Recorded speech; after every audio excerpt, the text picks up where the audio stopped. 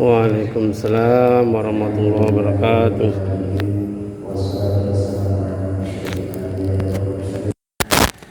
Wa ala alihim wa sahbihi ajma'in. Subhanaka la ilma lana illa ma 'allamtana innaka antal alimul hakim. Rabbi shrah li sadri amri wahlul 'uqdatam min lisani yafqahu qawli, amma ba'du. Qala al-mufakkih rahimallahu tabarakallahu ta'ala wa nafa'na wal muslimin bi'ulumihi fid daraini amin. Al-faslus saminu, keluar daripada Islam atau kafir. Wattafaqu ala annahu la yajuzu lil muslimi an yankihal wasniyata liqaulihi ta'ala wala tumsiku bi isomil kawafiri. Kesepakatan para ulama bahwasanya tidak diperbolehkan, otomatis batal bagi seorang muslim, yaitu bahwasanya dia menikahi al-wasniyah, ausan, artinya penyembah berhala, sebagaimana firman Allah Subhanahu wa taala wala tumsiku bi isomil kawafirin, janganlah kalian berpegang teguh, artinya di dalam ikatan pernikahan bi isomil kawafiri, yaitu wanita penyembah berhala, yaitu orang kafir. Waqtalafu fi nikahiha bil milki, berbeda, yaitu berbeda nikahnya disebabkan oleh milik, yaitu hamba sahaya. Dia menikah dengan hamba sahaya, boleh atau tidak? Ini yang diperselisihkan oleh para ulama. Sedangkan yang wanita yang kafir, yang di luar daripada Islam, maka tetap hukumnya tidak diperbolehkan, otomatis batal akad nikahnya. Wattafaqu ala annahu yajuzu an yankihal kitabi yata al-hurrata. Kesepakatan para ulama bahwasanya diperbolehkan, yaitu seorang laki-laki, yaitu menikahi perempuan, perempuan kitabiah yang merdeka. Artinya yaitu seorang perempuan yang masih menganut agama Nasrani, yang taat kepada ajaran Nabi Isa. Contohnya kayak Raja Najasyi. Raja Najasyi beliau juga penganut Nasrani yang taat. Boleh menikahi perempuan kitabiah yang hurrah, yang merdeka. Illa ma wuriya fi zalika an Ibnu Umar. Ini kecuali apa yang sudah diriwayatkan oleh Ibnu Umar, bahwasanya tidak diperbolehkan menikahi perempuan yang kitabiah. Tapi kesepakatan para ulama, kalau menikahi perempuan yang kitabiah, artinya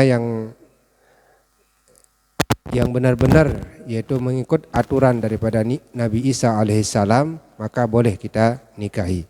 Tapi kalau sekarang udah nggak ada ya. Waqtalafu fi ihlalil kitabiyati biyatil a'immati bin nikah. Berbeda, ulama berbeda tentang menikahi perempuan yang kitabiah yang sifatnya statusnya yaitu hamba sahaya. Jadi kalau budak dia taat beribadah, yaitu mengikut ajaran Nabi Isa alaihissalam, tapi status dia seorang budak. Itu tempat perbedaan para ulama, apakah dinikahkan caranya atau cukup dengan bil milki, yaitu disebabkan dibeli oleh tuannya. Di sini wattafaqu ala ihlaliha bimilkil yamin. Kesepakatan para ulama mengatakan bahwasanya halal, yaitu baginya, yaitu disebabkan oleh bimilkil yamin, yaitu dengan milik. Jadi cukup dia membeli budak tersebut, budak tersebut otomatis udah sah. Boleh dia nikahi. Sekarang yang viral itu yang memperkosa sampai 21 muridnya itu, dia itu pahamnya seperti nikah mut'ah. pemahamannya Syiah. Nah, di dalam surat An-Nisa mengatakan apabila kita sudah menyentuh seorang perempuan, ujurahum katanya, maka berilah ujurnya. Faizam taktum katanya kalau nggak salah di sana. Apabila sudah di mut'ah, diwati, maka berikanlah ujurnya. Ujur artinya maharnya. Nah, jadi mau kasih mahar 200 cukup. Nah, nikah mut'ah.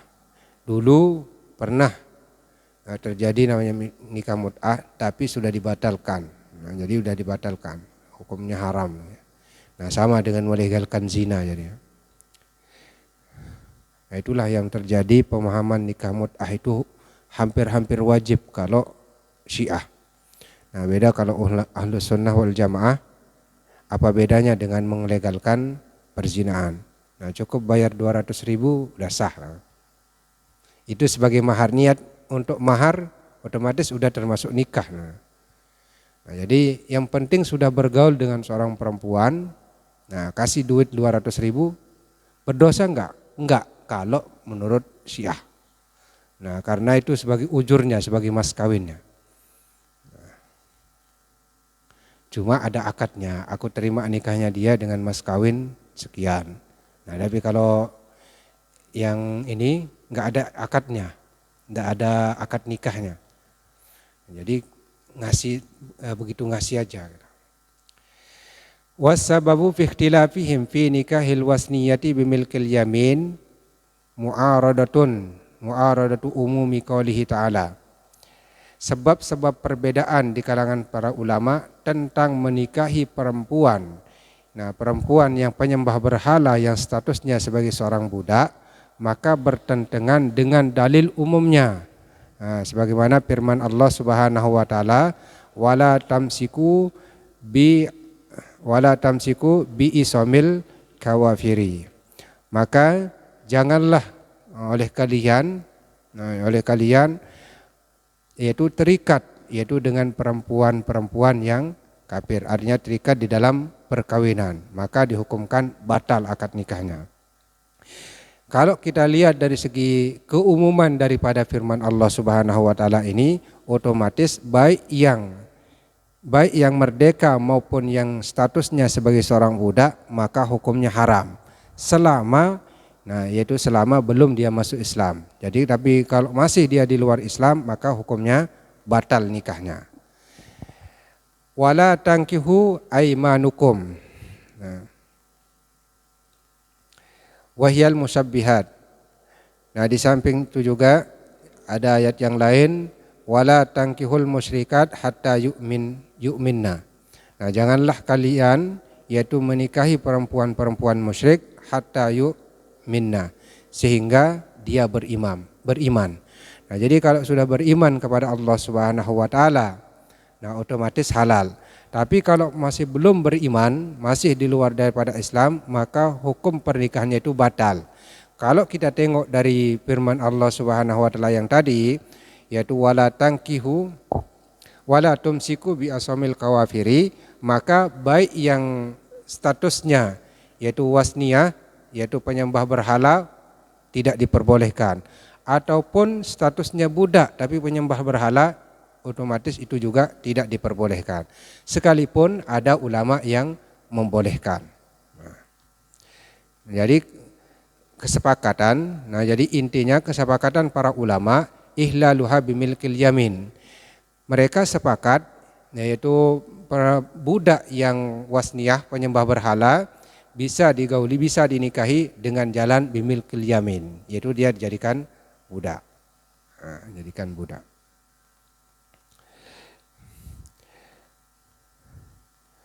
Al-Faslut Tasi, yaitu pasal yang ke-9. Waqtalafu fi nikahil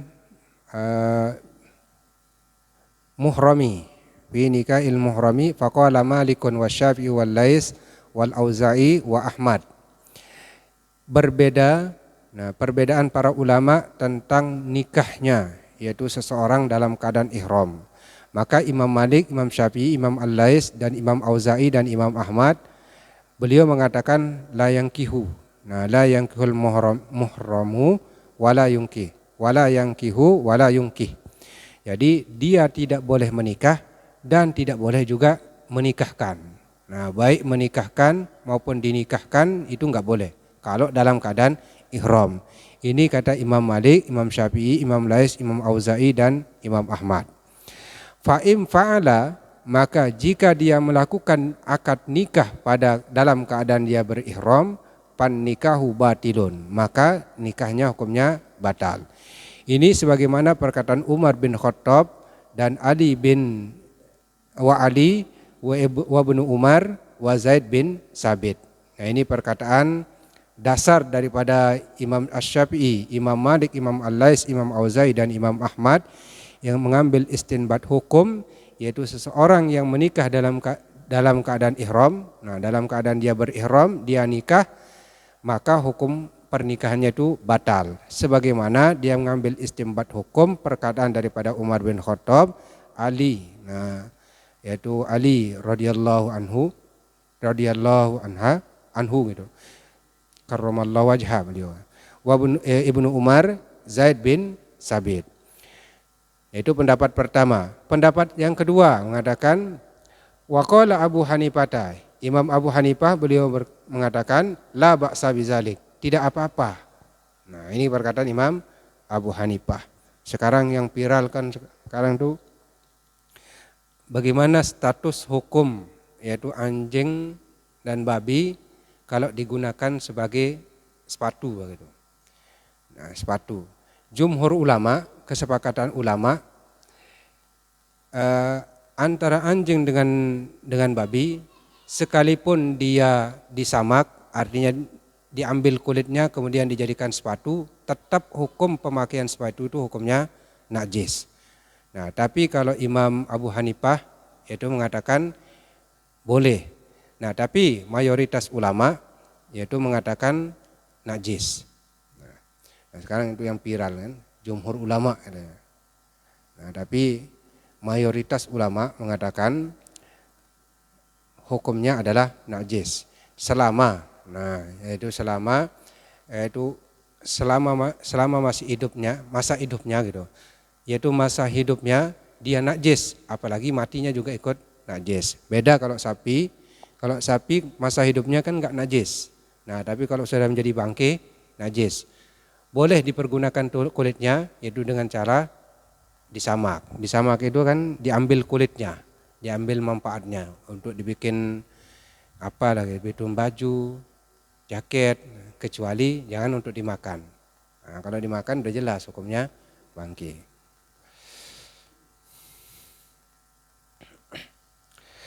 Wasababu, nah wasababu ikhtilafihim ta'arudun nakli fi hadzal bab. Nah, sebab-sebab perbedaan di kalangan para ulama karena bertentangannya yaitu perkataan dan perbuatan Rasulullah sallallahu alaihi wasallam. Nah, jadi bertentangan dengan perkataan dan perbuatan Rasulullah sallallahu alaihi wasallam. Paminha hadis Ibnu Abbas, maka di antaranya adalah hadis Ibnu Abbas. Anna Rasulullah sallallahu alaihi wasallam nakaha Maimunata wa huwa muhrimun. Bahwasanya Rasulullah sallallahu alaihi wasallam telah menikahi Maimunah dalam keadaan yaitu beliau dalam keadaan ihram. Nah, dalam keadaan berihram. Wa huwa hadisun sabitun naqli kharrajahu ahlus sahih. Ini hadisnya sahih. Nah, jadi Rasulullah sallallahu alaihi wasallam menikahi Maimunah dalam keadaan berihram. Nah, terus hadis yang kedua, anna Rasulullah sallallahu alaihi wasallam tazawwajaha wa huwa halalun. Bahwasanya Rasulullah sallallahu alaihi wasallam menikahi Maimunah. Nah, Maimunah padahal status daripada Maimunah dalam status Rasulullah sallallahu alaihi wasallam wa huwa halalun, yaitu hukumnya boleh. Nah, jadi halal. Mau di luar ihram ke atau di dalam ihram, status Rasulullah sallallahu alaihi wasallam maka hukumnya boleh. Nah, jadi para ulama yaitu menggabungkan dua hadis ini karena bertentangan dengan perkataan dan perbuatan Rasulullah sallallahu alaihi wasallam. Nah, kesimpulannya bizalika alal karahiyati, maka dihukumkan makruh. Nah, jadi ketika digabungkan bertentangan antara perkataan dan perbuatan Rasulullah SAW, maka dihukumkan makruh. Nah, qala yang kihu. Nah, dia boleh menikah dan tidak boleh dinikahkan. Nah, menikah maupun dinikahkan. Nah, menjadi wali atau dia sendiri yang menikah itu hukumnya makruh dalam keadaan ihram. Tapi kalau di luar ihram boleh. Nah, pasal yang ke-10 fi mani'il maradi, yaitu tentang larangan menikah bagi orang yang dalam keadaan sakit keras. Waqtalafu fi nikahil maridi faqala Abu Hanifah wa Syafi'i yajuzu. Nah, perbedaan pendapat tentang nikahnya seorang dalam keadaan sakit. Ini koma misalnya di rumah sakit sampai berbulan-bulan. Nah, sedangkan pas sebelum komanya dia berwasiat. Nah, nikahkan aku dengan dia, kan? Nah, komanya itu sampai mau meninggal dunia. Nah, bagaimana status hukum pernikahannya? Apakah sah atau tidak? Nah, atau dalam keadaan sekarat, nah gitu. Nikahkan aku dengan dia, katanya. Nah, dalam keadaan sekarat, boleh enggak atau tidak? Nah, Imam Abu Hanifah dan Imam Asy-Syafi'i, beliau mengatakan ya juzu, boleh. Wa qala Malikun fil masyhuri anhu, sedangkan Nur Imam Malik dari kalangan beliau yang masyhur, innahu la yajuzu, maka hukumnya tidak diperbolehkan, hukumnya batal. Nah, batal akad nikahnya.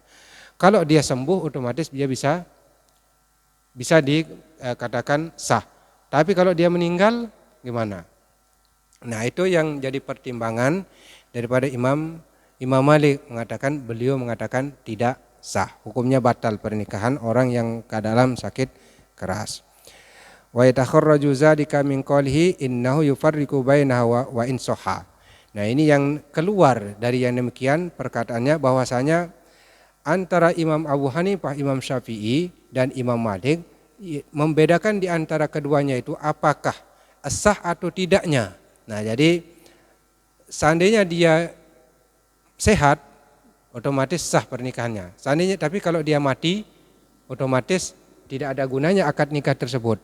Nah, ini jadi Imam Malik yaitu mengambil daripada jalan tengah mengatakan la yajuzu, tidak diperbolehkan, tapi tidak sampai haram, tidak mengharamkan, tidak diperbolehkan.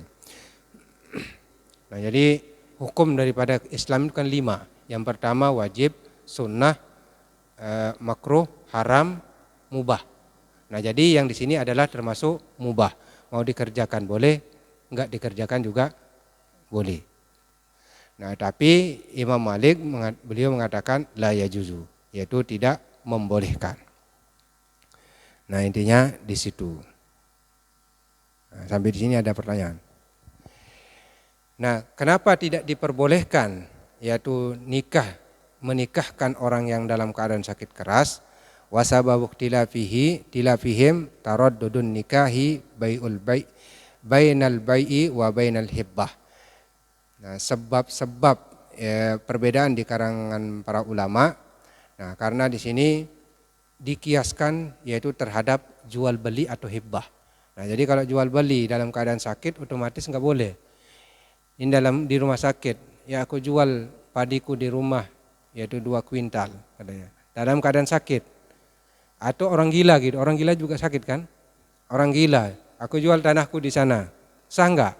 Enggak sah. Makanya Imam Malik beliau mengatakan enggak boleh. Nah, dari situlah sebab perselisihan pendapat di antara para ulama.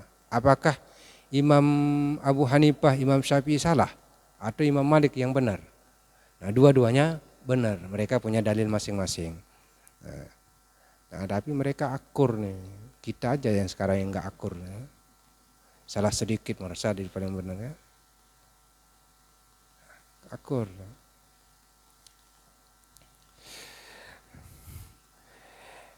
Pasal yang ke-10 fi mani'il iddah.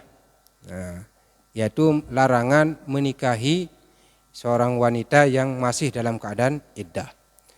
Wattafaqu ala anna nikaha la yajuzu fil iddati kanat iddatan haidin au iddati hamlin au iddati ashhur.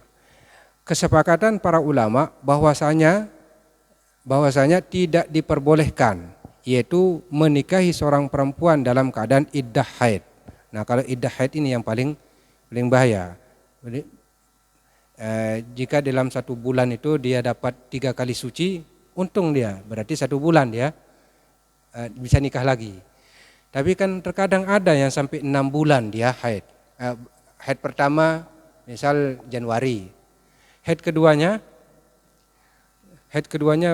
bulan Juni, itu haid keduanya. Ada yang seperti itu. Otomatis nanti kan antara Januari sampai bulan Juni itu sucinya, berarti 1 kali suci.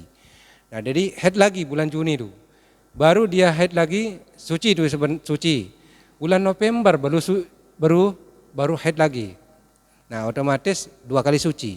Nah, sekali suci lagi baru boleh dia nikah. Nah, ini yang sulitnya di situ.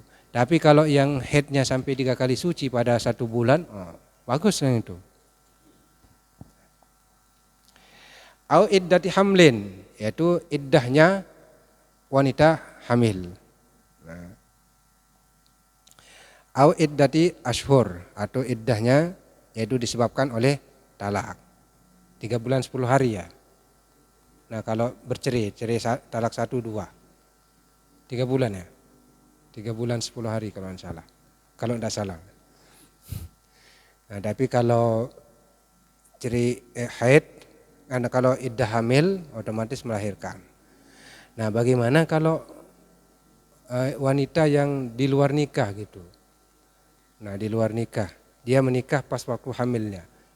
Nah, diceraikan suaminya, iddahnya kapan? Ini kan wanita hamil nih kan?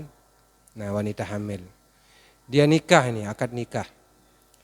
Nah, akad nikah dengan yang menzinai dia, padahal dia dalam keadaan hamil. Nah, otomatis iddahnya dia diceraikan langsung, begitu selesai akad nikah langsung diceraikan. Nah, jadi iddahnya kapan? Iddahnya sampai berapa? Apakah selesai melahirkan atau 3 bulan 10 hari?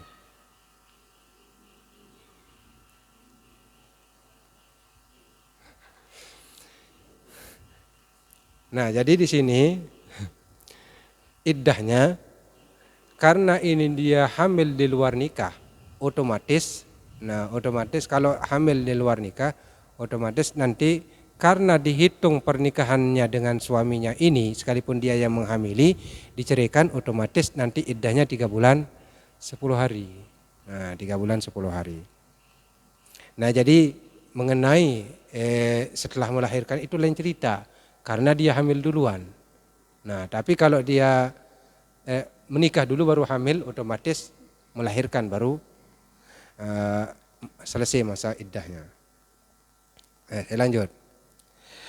Waqtalafu fi man tazawwaja imra'atun fi iddatiha wa dakhala biha. Maka perbedaan para ulama, barang siapa yang menikahi seorang perempuan pada masa iddahnya wa dakhala biha, dan dia memasukkannya.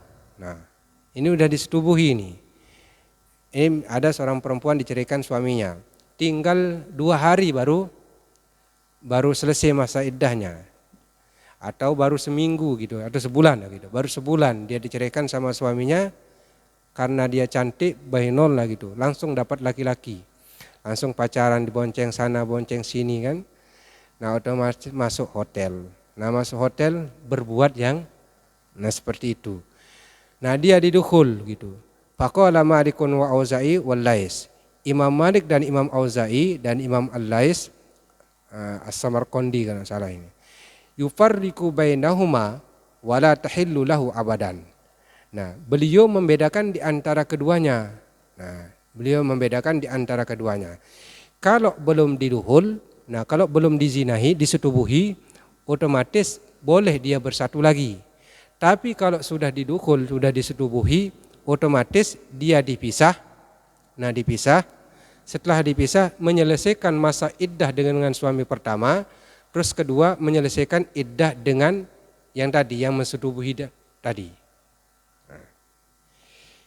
Nah, ini ribetnya. Terus tidak boleh bersama selama-lamanya, nggak boleh bersatu. Seandainya dia bersatu, hukumnya zina. wala tahillu lahu abadan, maka tidak diperbolehkan, tidak dihalalkan baginya selama-lamanya. Wa qala Abu Hanifah wa Syafi'i wa Tsauri yufarriqu bainahuma wa izan qadatil iddatu bainahuma fala ba'sa fi tazwijihi ibahan marratan saniyatan. Apabila sudah selesai iddahnya, di antara keduanya pala ba'sa fi tazwijihi, maka tidak mengapa dia menikahinya, ibahatan marratan saniyatan, sebagai artinya diperbolehkan. Diperbolehkan yaitu untuk yang menikah yang kedua kalinya. Tapi karena disetubuhi pada masa iddahnya, otomatis yaitu dia wajib dipisah dan tidak boleh bersatu untuk selama-lamanya. Seandainya dia nikah, maka pernikahannya itu hukumnya batal dan hukumnya zina. Jadi orang yang nggak tahu hukum yang seperti ini kan bahaya. Otomatis sampai 7 keturunan kalau tidak tahu hukumnya yang seperti ini, anaknya menjadi anak zina. Wa sababu ikhtilafihim hal qaulus sahibi hujjatun am laysa bihujjatin wa zalika anna malikan ruwiya an ibn Shihabin an Sa'id bin al-Musayyab wa Sulaiman bin Yasar anna Umar bin al-Khattab farraqa baina Tulaihata al-Asdiyata wa baina zawwajaha Rasyidin Rasyidis Syaqafi lamma tazawwaja fil iddati min zawjin sanin wa qala ayyuma ra'atin nukihat fi iddatiha fa in kana zawjuha allazi tazawwajaha lam yadkhul biha farraqa bainahuma summa tadat baqiyatan iddatiha minal awal summa kana al-akhiru khatiban minal khuttabi.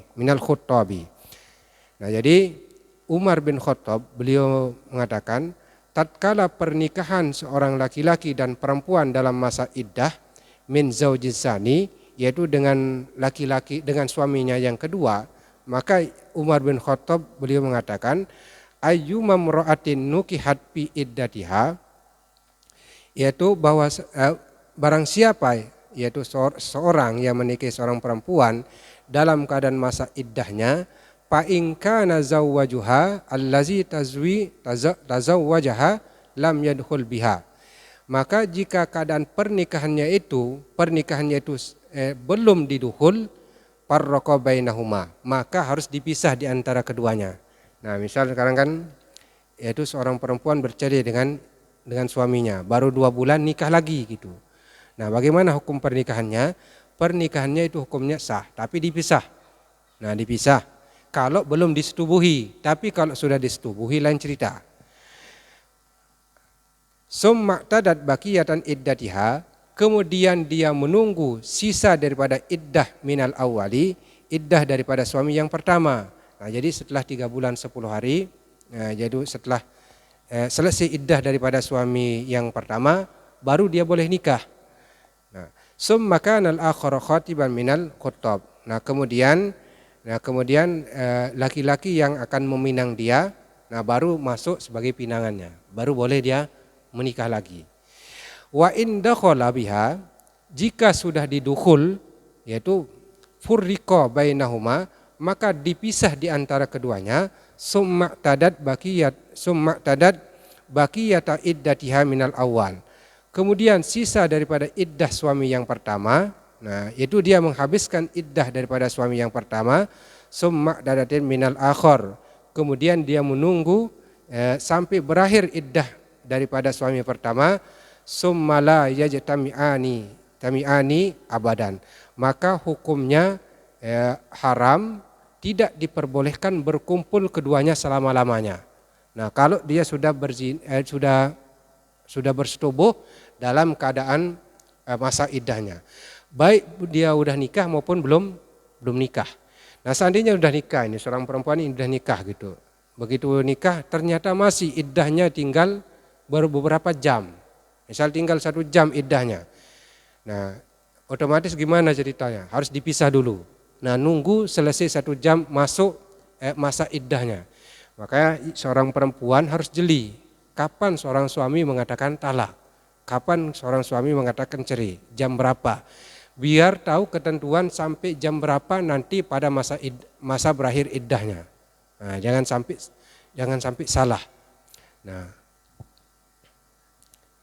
Nah, kalau dia nikah kemudian didukul, nah udah bersetubuh, dia nikah gitu, dia bersetubuh terus masih masa iddahnya, maka wajib dipisah dan tidak boleh berkumpul selama-lamanya. Seandainya dia berkumpul, maka keturunannya menjadi anak. Baik sudah nikah maupun yang belum nikah. Nah, seandainya dia belum nikah, digandeng sana, gandeng sini, masuk hotel gitu, masuk hotel. Nah, kemudian dia bersetubuh di sana. Nah, jadi wajib perempuan ini yang masih dalam iddah ini menghabiskan masa iddahnya dengan suami yang pertama gitu, dengan suami pertama. Kemudian dengan selingkuhannya ini, dengan pacarnya ini, otomatis dipisah, nggak boleh dia bersatu selama-lamanya, nggak boleh. Karena dia melakukan dalam masa iddah. Tapi kalau di luar iddah maka dikembalikan kepada hukum yang apakah boleh menikahi wanita dalam keadaan hamil, ataupun tidak. Seandainya hamil, seandainya tidak hamil boleh nikah, boleh dinikahkan aja nggak apa-apa. Nah, jadi yang masih dalam tahap masih masa iddah. Nah, jadi yang terakhirnya aja, tinggal satu. Tentang bimana mani'iz zaujiyati, yaitu larangan menikahi istri, peristrian. Nah, yaitu zaman Rasulullah SAW, yaitu di perang Hunain, beliau berperang, kemudian banyak harta rampasan perang, termasuk istri-istri orang yang sudah ditawan atau yang sudah dibunuh musuh. Nah, gitu. Bagaimana status daripada istri-istri lawan yang sudah kalah perang? Apakah statusnya boleh dinikahi atau tidak? Nah, itu perbedaan para ulama di situ. Nah, jadi yang dibahas di sini secara singkat saya jelasin. Nah, jadi kalau statusnya masih masih bersuami istri, otomatis tidak diperbolehkan untuk menikahinya. Nah, tapi kalau statusnya sudah dijadikan budak, artinya diperjualbelikan. Nah, dijadikan budak karena masa-masa itu kan masih ada perjualbelikan budak. Tapi kalau sudah distatuskan untuk menjadi budak, otomatis boleh dinikahi. Nah, bimilkil yamin. Wa amma mani'iz zaujiyati fa innahum ittafaqu ala anna zaujiyata bainal muslimin mani'atun wa bainaz zimmiyin. Adapun larangan yaitu menikahi perempuan istri daripada seseorang yang kalah perang, maka kesepakatan para ulama yaitu bahwasanya hukumnya dilarang. Nah, baik kaum muslimin laki-laki maupun perempuan. Wa bainal zimmiyin, ataupun wanita-wanita zimmi, yaitu kafir zimmi. Nah, kafir zimmi artinya yang tidak melawan. Nah, jadi ketika kalah perang, otomatis mereka akan dijadikan budak. Nah, apakah boleh dinikahin atau tidak? Maka statusnya kalau sudah status budak sudah diperjualbelikan, maka hukumnya boleh. Tapi kalau statusnya enggak mau dijadikan budak, tidak mau dijadikan budak, terus bersikukuh di dalam hatinya akan menunggu suaminya. Nah, suaminya maka otomatis tidak boleh dinikahin. Ini status di perbudakan. Nah, kalah perang. Nah, wal muhsanatu minan nisa'i illa ma malakat aymanukum. Maka diharamkan menikahi perempuan-perempuan yang masih sah istri orang. Nah, karena dia tidak menjadi istri orang disebabkan kalah perang. Nah, kalah perang saja. Nah, otomatis statusnya tidak diperbolehkan menikahi istri orang yang kalah perang. Nah, kecuali kalau statusnya budak. Nah, sampai di sini ada pertanyaan.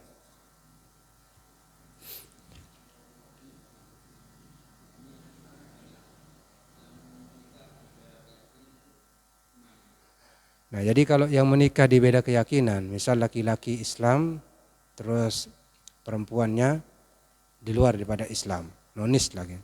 Nah, otomatis nanti kalau kita ngambil istimbat hukum yang di sini, Nah, kalau dia penyembah berhala, maka hukumnya tidak boleh. Wala tankul musyrikat hatta tu'min. Tidak boleh menikahi perempuan yang musyrik sehingga dia beriman.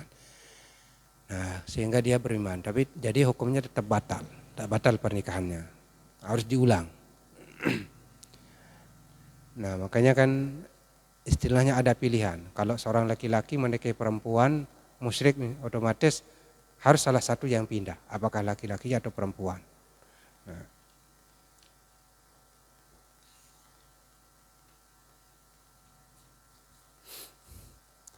Nah, al-faslul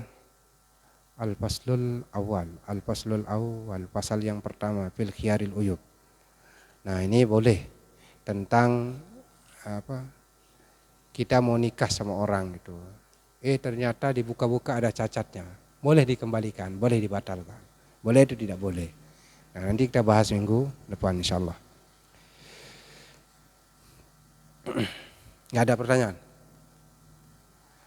Nah, sudah kita tutup.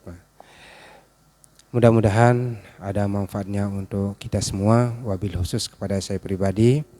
Yang baik datangnya dari Allah Subhanahu wa taala dan yang salah, yang keliru, mari kita sama-sama perbaiki dan kita bertanya kepada yang lebih ahlinya lagi. Nah, mari kita sama-sama tutup dengan sama-sama membaca kafaratul majlis. Subhanakallahumma bihamdika asyhadu an la ilaha illa anta astaghfiruka wa atubu ilaik. Sekian, assalamualaikum warahmatullahi wabarakatuh.